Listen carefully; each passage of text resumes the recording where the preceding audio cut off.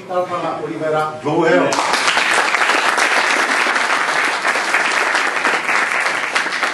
Díky moc za pozvání. Ještě vlastně Jirka chvíli volal a zval mě na tu konferenci, tak jsem to nejdřív s nadšením přijal a pak mě začaly docházet veškeré důsledky.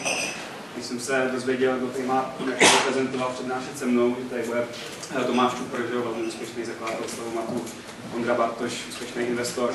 Jsem si říkal, že jako oči, co já tady budu mezi nimi dělat. A bylo to asi tak půl roku zpátky a já jsem si řekl, dobře, OK, tak bude to výzva. A teď mám prostě půl roku na to, abych se jim pokusil aspoň nějak částečně domů. Takže nevím, co tady zaznělo, já jsem zakladatel SkyPickru, což je vyhledávač a prodejce letenek, low-costových letenek pro Evropu. Ale já se omlouvám, mě tady neslyší, tam mě taky aha, já zkusím malinko víc na vás. Počkejte minutku. Dobře.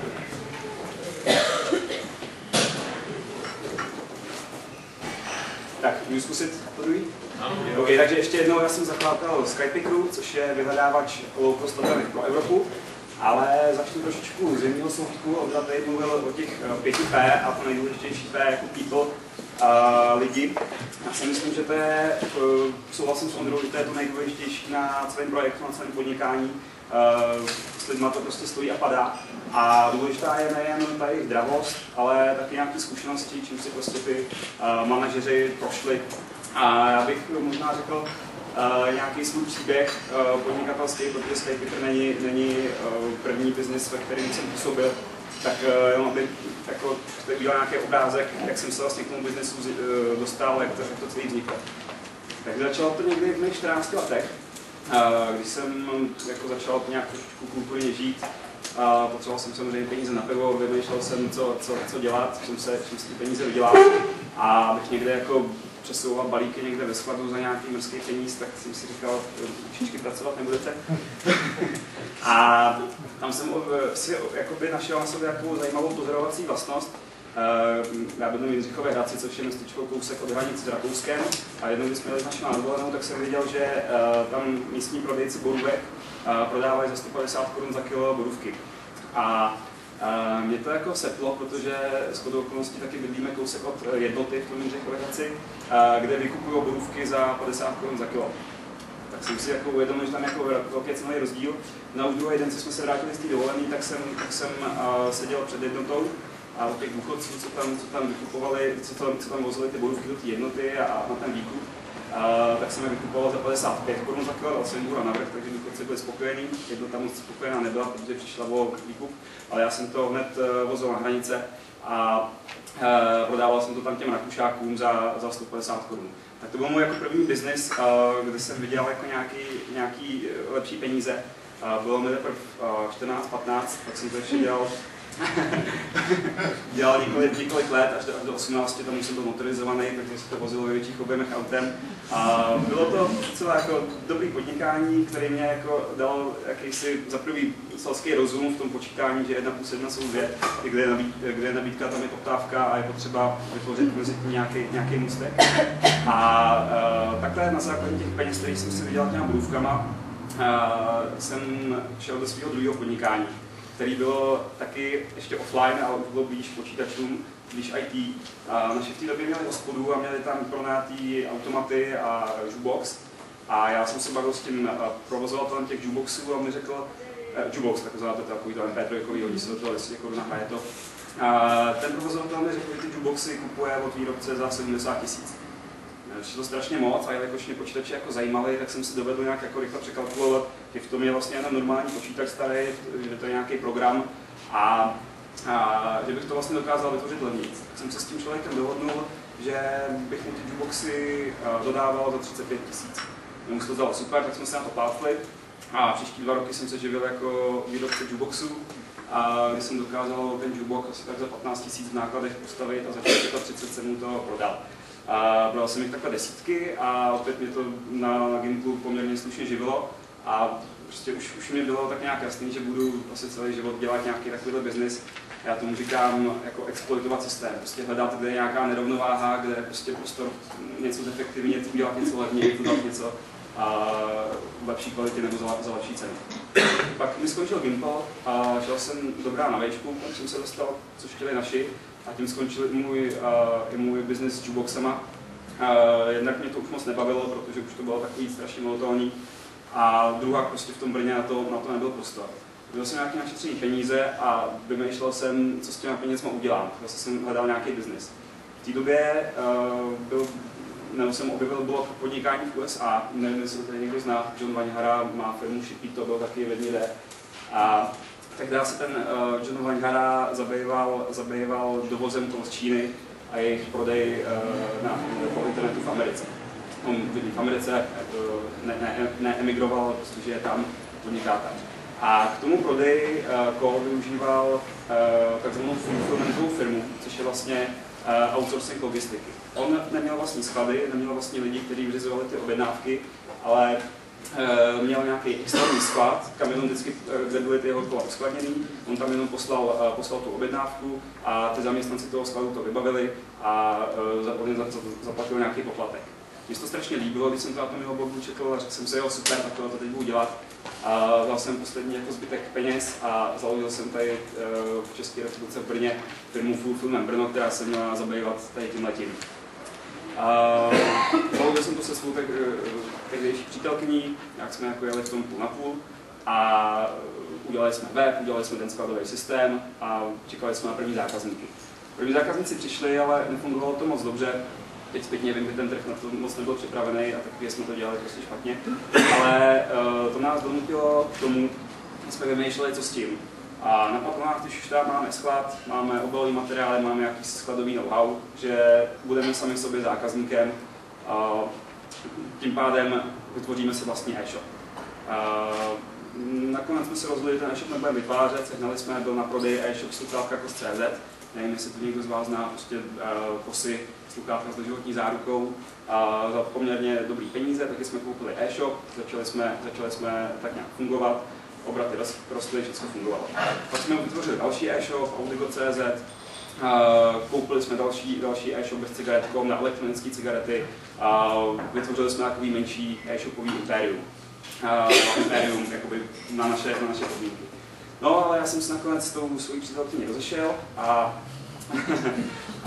za nějaký peníze, které tam byly, jsem jí poslal do Ameriky, aby jako cokoliv nebolelo.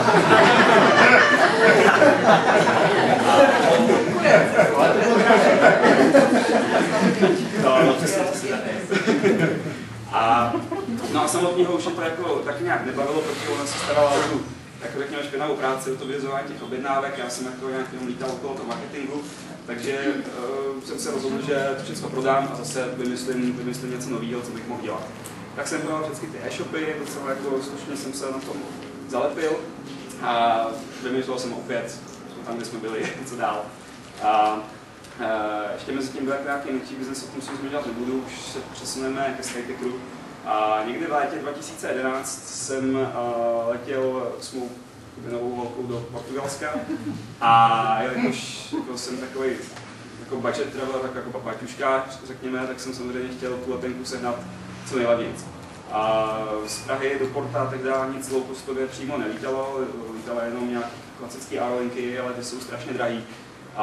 Takže jsem hledal, jak se tam dostat kombinací nějakých různých spojů. Nakonec jsem našel asi dohromady ani ne za 2000 spoj z Prahy, z Brna do Milána, potom další spoj z Milána do Porta a pak zpátky z Pará, to je další portugalské město, do Eindhovenu a se s jiným dopravcem z Eindhovenu do Prahy. Tyhle ty spoje na sebe pěkně navazovaly, dal to stejný 2 litry, oproti asi 8 000, což tehdy stála normální letenka, tak jsem si říkal, jo, to je super. No a jak jsem byl letí dovolený, tak jak tady člověk jako má prostě volno, má klid přemýšlet, tak jsem furt jako uvažoval, je to vlastně, co se nám povedlo, že jsme za 2000 v Portugalsku, že to je jako super, že jako jediný jako mínus nebo zápor toho je ten, že mi trvalo asi 6 nebo 7 dnů najít takovou tu letenku, protože jsem to různě kombinoval ty spoje, že jo, bylo to, takže na čas, kdybych si počítal nějakou hodinovou sazbu za hledání letenky, tak by se to samozřejmě krutě nevyplatilo. Ale jako už mi tam jako hledalo a jelikož mě počítače baví a mám nějaký jako IT background, tak jsem si říkal, tohoto by mohlo jako fungovat, pojďme to nějak zautomatizovat, tohoto vyhledávání, tohoto kombinaci těch letů. A hned tak jsem se vrátil, tak jsem začal psát nějaký business plán a začal jsem na to schánět investici, protože do té doby už jsem všechny peníze z těch vydělaných činností, za prvý, co ta Amerika byla fakt drahá. A taky jsem jako si pak nějak jako užíval, vlastně bylo nějaký 22 ani ne, tak jsem si to prostě užil. No, takže jsem začal schánět investora, paralelně s tím jsem začal schánět programátora, začal jsem nějak na papír kreslit, jak by ten projekt měl vypadat, co by měl dělat. A jakoby výsledkem, nebo v tom takzvaném executive summary, co jsem dával tomu investorovi, tak ten projekt byl definovaný jako kombinátor a vyhledávač nejlevnějších letenek po Evropě. Sehnal jsem investora poměrně jednoduše, nebo kontaktoval jsem ho poměrně jednoduše. Mnohem složitější bylo ho přesvědčit. Náš investor je na internetu poměrně známý pán Jirka Hlavenka, zakladatel Computer Pressu a má prsty v mnoha dalších aktivitách. A tady vlastně opět, že se točím okolo těch mých holek, pomohl táta vlastně mý současný holky, protože je to velmi biznisový člověk a s tím Jirkou se zná, takže na mě jako pustil dobrou referenci a začali jsme spolu nějak vymýšlet ten deal. Jirka, jak už dřív v letenkách trošku dělal, tak ho to poměrně zajímalo, navíc zrovna v té době prodal svůj podíl v NetDirectu, vlastně to je v ostravském výrobci e-shopů, a měl nějaký volný investiční peníze, který chtěl do nějakého nadějného projektu topit nebo možná i eventuálně nějak zhodnotit. Takže jsme si asi jak už Jirka je strašně svědomitý, asi 300 nebo 400 vyměněných mailech a asi během 3 měsíců ta konverzace probíhala, on chtěl business plány, já jsem mu prostě to obhajoval, on mi to vyvracel a tak dále. Takže jsme se nějak pácli a on mi dal 20 000 euro. V té době to pro mě byly jako fakt obrovský prachy, i teď to jsou pro mě obrovský prachy, ale už se třeba současným investorům říkám o víc. A paralelně s tím jsem... tady...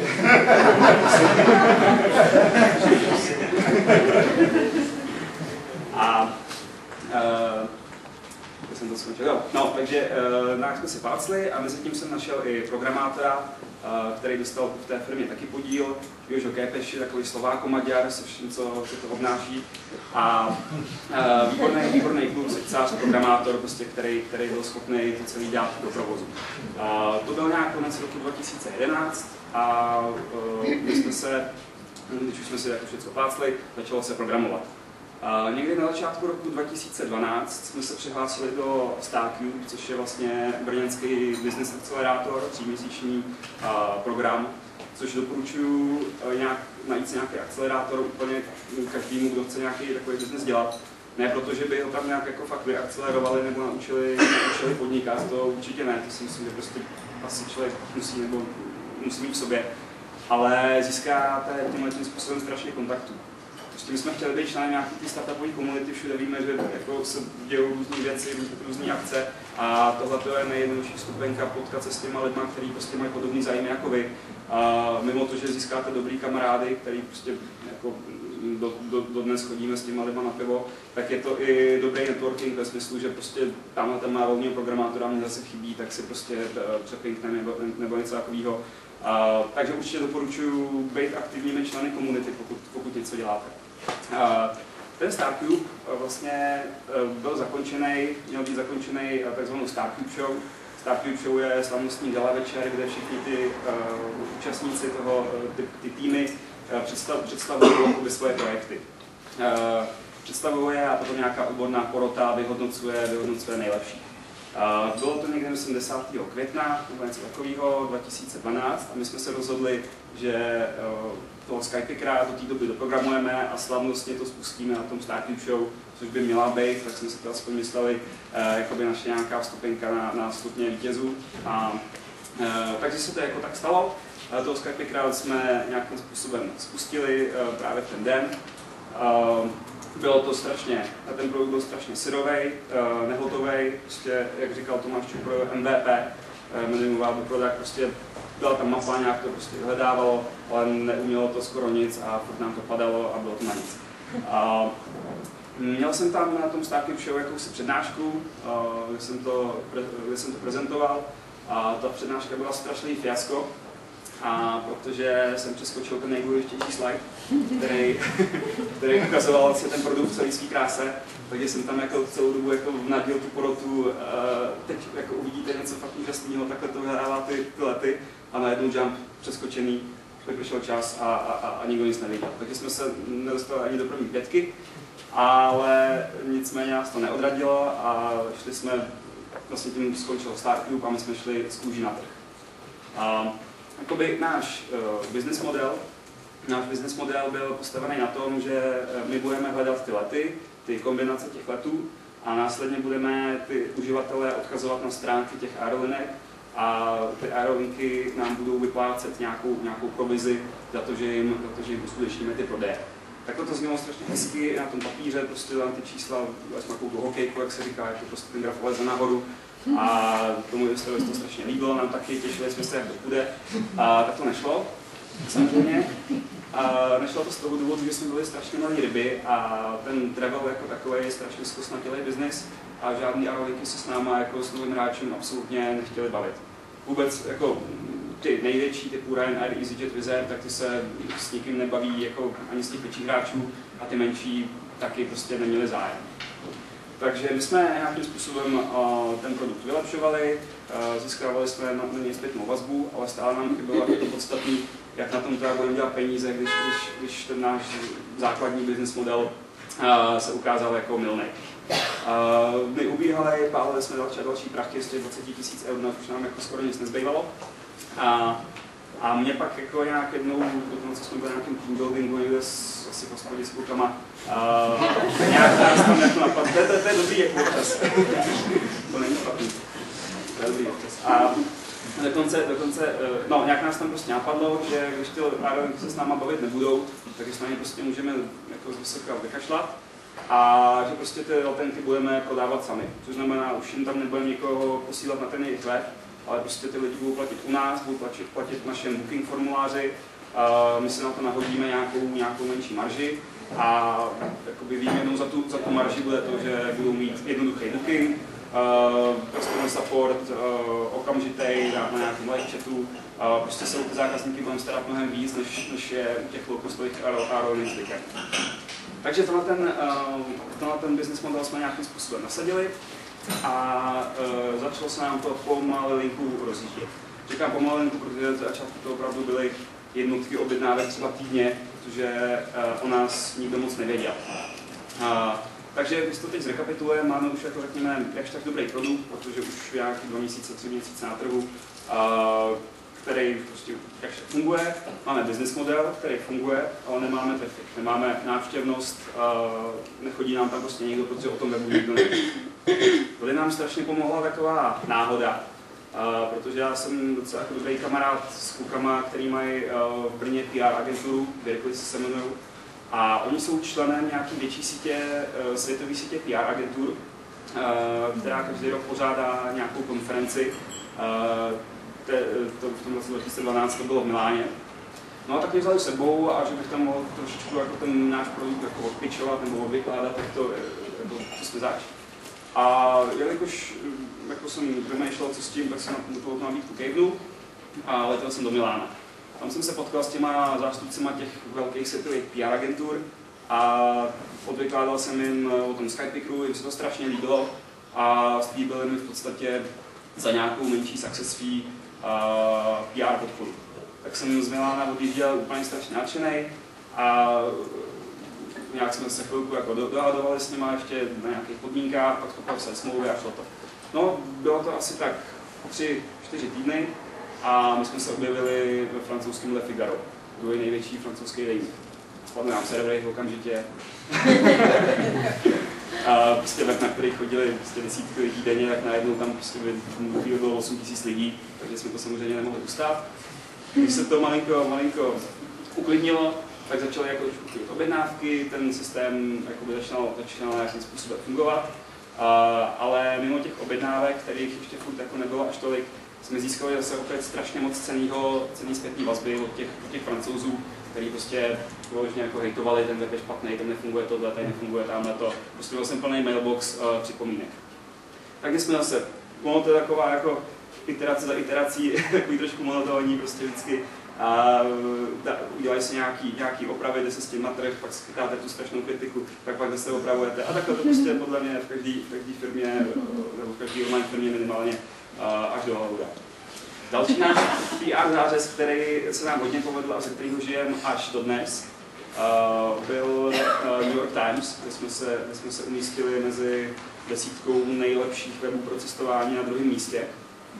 A to byl jako dobrý achievement, to nám už ta servery nepadaly, protože jsme už na to byli jak tak připravení, ale opravdu nás to posunulo asi tak o level vejš.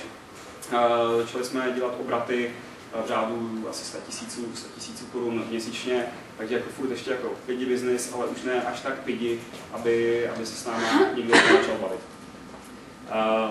Nějakým způsobem plynul čas a my jsme začali vymýšlet, protože vlastně to bylo někdy koncem léta, ty New York Times, pak začala zima, lidi přestali trošku lítat, trošku zájem o tu službu opadnul a my jsme opět šli, jak už jsem tady zmínil několikrát, zpátky do kanclu a začali jsme ten produkt vylepšovat na základě toho feedbacku, který jsme se sbírali. Teď jsme v roce 2013, na jaře 2013, kdy jsme ten produkt měli v nějakém stavu a mysleli jsme si, že bude dobrý jít opět na trh, nebo začít zase opět bušit trošičku toho PR-ka. A tady se stala taková zajímavá věc, oslovil nás investor, privátní investor, který měl zájem koupit v naší firmě podíl. A my jsme samozřejmě z toho byli nadšení, ale moc jsme jako nevěděli, za co ty peníze utratit. Protože jako, mohli jsme si jako dát nějaké lepší platy, nebo jako vůbec nějaké platy, nebo mohli jsme jako, fakt jsme nevěděli, co s tím, protože teď jsme asi měli vyvinuto, teď zase byla ta fáze.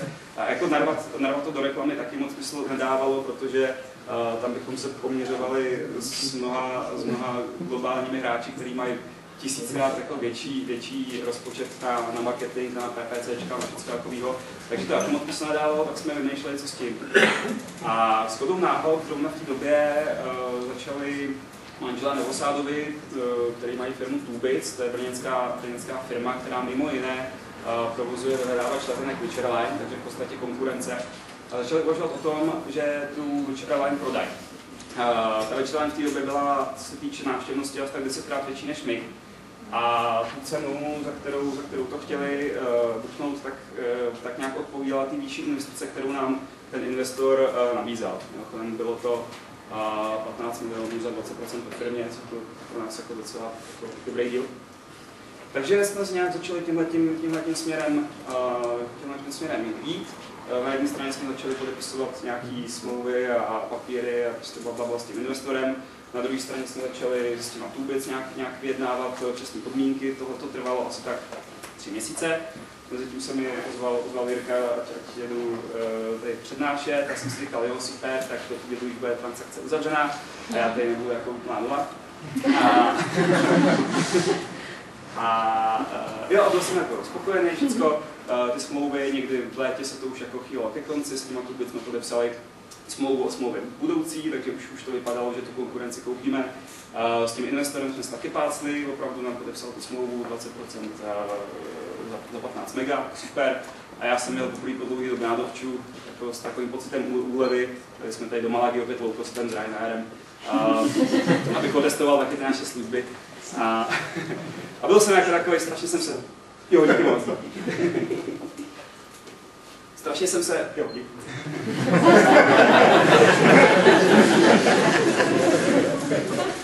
Strašně jsem se těšil prostě na to, jak ty dvě firmy budeme jako zakomponovávat do sebe, jak ty produkty budeme propojovat, jak prostě porosteme, najmeme lidi, prostě stane se z nás takový jako regulární business.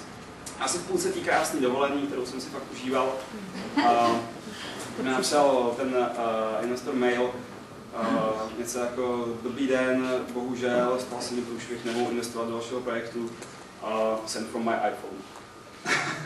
Takže jsem si říkal, jo, tak to je super, teď jsme teda v pytli, protože tady už máme podepsanou smlouvu s Tubis, že my to musíme koupit, teď co s tím investorem budeme dělat, máme se s ním soudit, že 5 let třeba, nebo já nevím, dobrý. Takže jsem zbytek té krásné dovolený strávil vytvářením prezentací pro investory, protože jsem chtěl najít co nejrychleji dalšího investora. Vytváření prezentací na tom, byť mám takovýto Pavlo S4, není úplně jako nejjednodušší, proto mi to zabralo víc. Moje holka, se kterou jsem na té dovolený byl, musím jí poděkovat, že to tam se mnou vydržela, protože to fakt jako bylo napřed. No a vlastně, když jsme se vrátili, tak jsme hned začali jednat s mnoha investory a chtěli jsme prostě docílit stejných podmínek, abychom mohli ten deal uzavřít, protože my už vlastně jsme commitnutí tu Challenge teď koupit. Sice se s nima nebo s Adama známe dobře, asi by se z toho nějakým způsobem dalo vycouvat, ale nám to dává jasný ekonomický smysl, ty peníze tam vidíme a byla by to obrovitánská škoda, kdybychom, vlastně jsme tomu věnovali 4-5 měsíců prostě vytvářením smluv, podepisováním, v tu chvíli jsem neměl na Skype moc čas, takže jsme se za ty 4 měsíce vůbec nikam neposunuli. Byla by to strašná škoda ten čas vyhodit, protože prostě by to byla škoda, asi chápete proč. No a happy end tam teda zatím žádnej není. Investory jednáme. Já když jsem jako koukal na to, že tady bude Ondra, tak já Pavlu, kdybych toho mohl udělat takový pitchy pro Credo. Takže doufám, že jsi zapisoval. Já jsem si zapisoval. A jednáme s několika investorama, jsme na dobré cestě, ale je to všechno na dlouhý lokte. A my tam v tu chvíli každým měsícem, co to nefunguje, to spojení těch našich dvou firm, tak ztrácíme okolo 20 000 eur jenom na čistém profitu, což je prostě jako bolí to. No. Takže doufám, že se to co nejrychleji vyřeší všechno a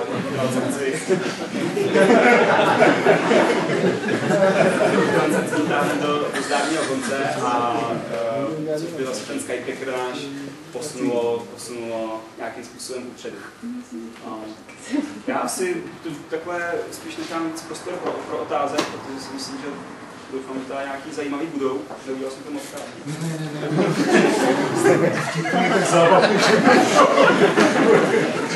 Takže, pan Oliver.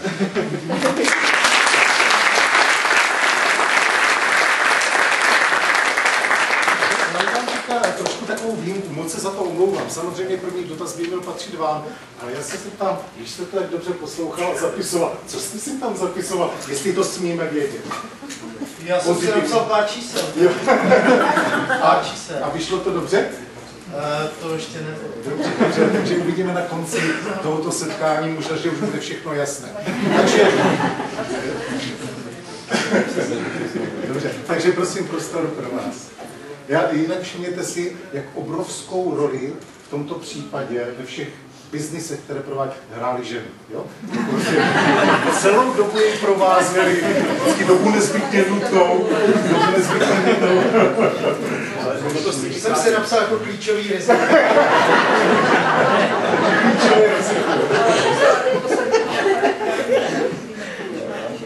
Jo, nebo opouštějí ty ženy, nebo on je nepouští. On je opouští. Vydává spoustu peněz za Ameriky.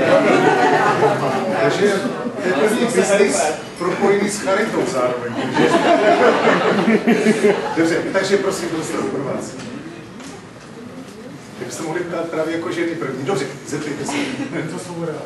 Rád bych se vás to zeptat, jak se hledá prostor na takovém trhu, jako je bukování letadla, kde funguje Skyscanner už nějakou dobu. Může to trošku rozvést? To jsem čekal, no. Horko těžko je to.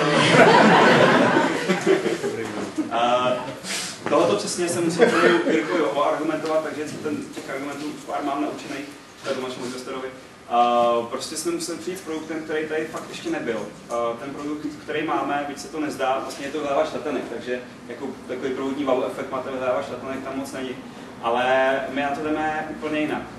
My vlastně to, co ta naše konkurence, například Skyscanner, dělá tím způsobem, že vy, když přijdete na tu stránku Skyscanner, něco zadáte, on se pak dotazuje prostě 50-100 různých aerolinek, na to máte ten let, odsaď, tam a tam, v tu dobu. My vlastně ty data všechny agregujeme do naší vlastní databáze. Ono se to nezdá, že by to byl nějaký rozdíl, ale ten rozdíl je zásadní a ten rozdíl je v tom, že my máme v databázi třeba každý den 2-3 biliony letů, jako ne, prostě dohromady. My je můžeme ty lety kombinovat mezi sebou. Takže můžeme udělat třeba naprosto nesmyslnou kombinaci, která ale díky tomu, že ty low-costy mají hodně akčních cen, dává jakoby smysl. Takže my můžeme najít třeba let z Prahy do Milána přes Moskvu a on bude paradoxně levnější než například přímej s ČSAčkem. Takže tohle je to, co my umíme v čem komunikátní. Jak velký vývojářský tým máte, který tady to realizuje? Jakoby na full time to jsou 3 lidi, což je jako málo, ale ještě jsou okolo nás... Ne, ta naštěstí není biznisem políbená, což je podle mě dobře. 3 lidi jakoby na full time, s tím, že využíváme služeb dalších mnoha externistů, asi tak 5 plus minus, takže dohromady, když to vemu i se mnou, i s grafikem, tak nás je asi tak 10. Z toho 3 nebo 4 na full time. Na grafika je třeba pochválit, nevím, zda jste to viděli, to je strašně přátelská, přívětivá grafika. Diskutovali jste o tom nějak, nebo to byl jeho nápad, který jste akceptovali? To strašně diskutujeme. Já jsem jako přišel s nějakým návrhem, ten jako mockup nebo wireframe na papíře a vlastně celou tu grafiku, tak ono tam té grafiky tolik není té mapa, že jo, tak tam se toho tolik nevymyslí. Ale jako ten zbytek samozřejmě diskutujeme. A teď budeme dělat velký redesign, takže to bude ještě mnohem hezčí. Mám nějaký screenshoty, jak to můžu ukázat, kdyby to zajímalo. A kdyby ne, tak nevadí. Prosím, dotazy další.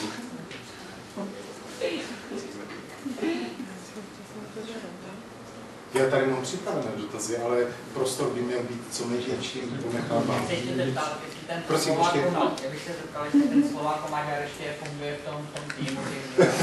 Jo, funguje. No, funguje. Je to společník, má vlastně v té firmě 10% a zřejmě bude mít někdy budoucnu až 20, protože je jako strašně šikovnej technologicky, ale jak je to takový ten východní typ, řekl, tak je jako hodně,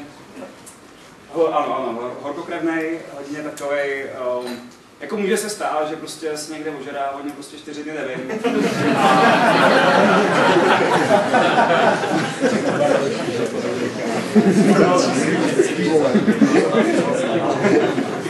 Ale pak jsem schopný, když jako o to opravdu jde, tak se na 14 dnů zavřít do kanceláře, stejně jako my všichni, a nevylejzat, máme tam madrace a prostě, když nám jde o nějakou release nebo že třeba něco to, tak je na něj spolek a jsem strašně rád, že jsem tohle kluka našel, protože jako s postupem času z nás stali jako i přátelé, nejen kolegové. A na Slováku Maďary, byť jsem teda poznal jednoho, tak mám jenom jako velmi kladnou referenci. Vy jste si možná jedné věci, že celou dobu vždycky se hovoří vážně, že lidé jsou důležití a podobně. A pořád mezi řečí je, že strašně důležité jsou ženy v tom podnikání a alkohol. Jo? Kolega předtím říkal, že pijí od rána, teda na kameru od rána do večera, že to je asi takový hnací motor. Nicméně, vy jste vyvrátil to, že se budete s těmhle domluvit. Jo, ten lodí. No, to bylo takový, to jsem řekl v nějakém rozhovoru, pač jsem jako to být zajímavé, on se to strašně chytl, že jsem takže teď se budeme muset domluvit nebo... Ne, zatím my jsme chtěli, protože to bylo v době, kdy jsme hledali nějakého toho investora, ještě nám to biznisově úplně nefungovalo a vycházeli jsme z premisy, že prostě na západě bude víc peněz a že tam s tou naší přelomovou myšlenkou seženeme jednodušší investora. Mezitím se nám ten projekt nějakým způsobem rozjel, takže už jako jsme v černých. Už nepotřebujeme první investici kriticky, ale každopádně by se nám velmi hodila. A posunula by nás o level vejš.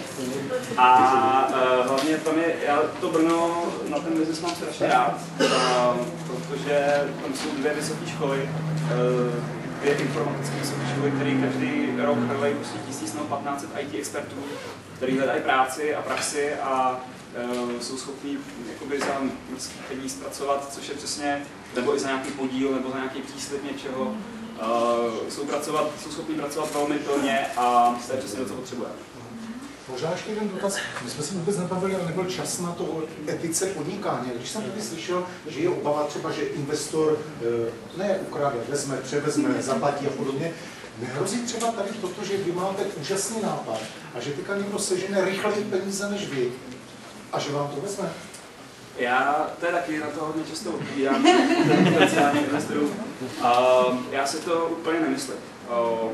Jsou dvě jakoby, skupiny firm nebo lidí, kteří by to mohli zkusit udělat. První jsou velcí globální hráči, prostě typu ten Skyscanner, Expedia a takhle. Tihle mají nějaký zavedený business model, mají nějaký zavedený partnery, prostě nějakým způsobem fungují a ten business jim jede. Oni, aby udělali to, co děláme my, tak by se museli se všema partnerama rozhádat. Například Ryanair nás nemá v lásce, se Skyscannerem mají smlouvu, pokud by Ryanair třeba vůbec nedovoluje agregaci takových dat, nebo nedává ty data, musíme si jakoby nějakým způsobem brát sami. Takže prostě tyhle ty velcí hráči nemohou, nebo prostě nemají důvod, jak fungují a byla by to moc velká změna toho business modelu. Malí hráči, startupy, tak tam se toho taky neobávám, protože ta vstupní investice, byť já jsem tady mluvil o nějakých 20 000 eurech, tak by byla zřejmě v jiném prostředí mnohem vyšší. Protože ten produkt bylo velmi složitý naprogramovat a je velmi složitý ho udržovat. A jenom díky tomu, že jsem existovala nějaká jako velmi dobrá shoda náhod, za první jsem našel nejlepšího Python vývojáře ve střední Evropě, což je ten Jojo, že jsem nějaký data sehnal ještě od nějakých jiných nadšenců, prostě jsem to celý tak nějak jako polepil. To jsou možnosti, které nikdo jiný nemá, nebo nemyslím si, že by někdo jiný měl. Například řešení plateb. To byl obrovitánský kámen úrazu, protože travel je považovaný za strašně rizikový biznis a s námi žádná banka nechtěla nic mít. A my jsme museli dát nějakou jako poměrně velkou bankovní záruku, takže zase díky tomu, že máme toho Jirku Hlavenku, který byl schopný tam tu bankovní záruku narvat a někam prostě hodit 1 000 000 korun, ze kterým mu nejdou žádný úroky a tak dále. Prostě je toho strašně moc, ten biznis je hodně složitý na to, abyste ho mohli skopírovat. No, děkuji. Prosím. Ještě vůbec jsme neoslovili organizátoři nemají dotaz. Určitě, co třeba technicky, co stojí do toho aplikací techniky? Ta báze musí být velká, miliony dat. No. Jsi říkal, že to obnášené, hosting, server vlastně. To je spíš asi na toho Joža, ale já pokusím se aspoň nějak laicky odpovědět. Máme servery v Německu, protože byly nejlevnější. A nějak tak jako historicky zůstalo, takže máme asi 6 nebo 7 serverů. Máme servery, které za prvý dělají jako to je ten výpočet, což znamená kombinují všechny ty miliony těch letrů. A pak máme servery, které jsou jenom na akvizici dat a pak je samozřejmě ten frontend, to, co ten uživatel vidí. Co se týče vývoje, tak tam to trvalo vynout tak do nějakého dobrého stavu tak půl roku, s tím, že tak 16 hodin denně ten kluk na tom strávil a ještě si myslím, že tam jsou mezery. Takže náročný technický velmi. Děkujeme. A do Osmany si přijete přes jaký město? Já jsem to přes Berlín, byl low cost Ryanair za 6 eur, takže... Jo. Ne, přijel jsem českýma dráhama a zpátky, když to stihneme, tak bych rád jel taky tímhle expresem, když tady word of mouth takhle zafungoval, tak bych to rád zkusil sebou. Budu mít další 2 hodiny. Zazněla důležitá věta, když to stihneme. Já si myslím, že oba dva naše vzácné hosty nebudeme zdržovat dobu nezbytně jako nutnou, takže pokud máte akutní dotaz, který by vás trápil, frustroval na nejbližší dobu, zeptejte se, jinak potom navrhuji se souhlasem pořadatelů, že ještě pokud můžete chviličku zůstat, protože ne všichni mají sebevědomí na té výši, že by se zeptali před celým fórem, tak se vás chtějí zeptat osobně, možná neprozradit své nápady, které jako mají. Takže poslední 2 dotazy z naší strany v tomto fóru, potom oficiálně ukončíme s tím, že oba hosté ještě tady chviličku zůstanou pro vaši osobní potřebu. Prosím. Kolik se platí takovým programátorům dobrým? 10% ve firmě. Ale na hodinu externí. Externí program, tam je to okolo, jako nejlevnější, co jsme měli, tak 600 za hodinu, ale jako spíš víš, třeba okolo 1000, pokud to jsou opravdu ty databáze s nějaký top úrovni. Ale my se snažíme opravdu to řešit interně, protože jsme, ten Jirka Hlavenka nás prostě drží hodně zkrátka, takže se nemůžeme moc vyskakovat a prostě to snažíme se co nejvíc si dělat sami. Dobře, děkujeme. Jakou máte do budoucna vizi? Co byste chtěli, čeho byste chtěli dosáhnout A jaký biznis vás do budoucna tak jakoby láká? Jako mimo Skype ještě. Cokoliv. Jo. No tak já bych se Skype chtěl změnit trh lítání. Úplně jako totálně zdisruptovat, protože si myslím, že na to technologicky máme. A až se mi to povede, tak bych se chtěl stát zřejmě asi angel investorem, možná i venture capital, ale spíš ten angel mně přijde jako, že má lepší kontakt s tím týmem. Takže prostě bych se chtěl nějak dobře na Skype exitovat a začít investovat do jiných Oliverů, co tam mnou přijdou s nějakým čelným myšlenkou a zakázat kapsely. Sebeprezentace je úžasná. Ještě prosím poslední závěrečný dotaz. Ženy se neptali, dívky se neptali, slečny se neptali. Oni se obojí to. Oni se, já jsem Dobře, prosím. Vy jste říkal, že máte místnost, kde se teda zavřete, když pracujete a teda spíte tam. Tak jak nejdelší dobu jste tam všichni strávili? No, to je dobrá otázka. Je to myšlenka, že 16 se dní. zavří? Jste říkal 16 dní, ne? 14, myslím, že jsem přehnal, abychom vypadali. 2 týdny jako zkušením toho Skypeu jsme tam byli. No, tam je no, jako pod tím je brněnka, to ještě nebylo dáme jídlo, takže jsme museli takový dobrý jako propazové.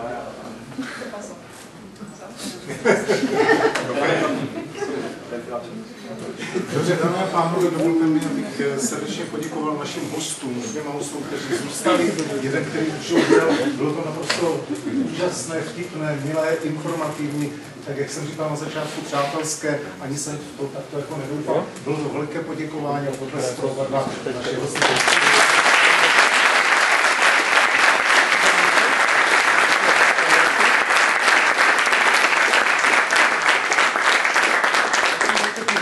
Organizátorům, protože myslím si, že to je ten prostor, který vlastně je ten prázdný prostor, který doposud není využít, jak jsem řekl, pro smysluplné setkávání se lidí, kteří něco umí, kteří chtějí něco umět, něčeho dosáhnout, takže velké poděkování pro vás.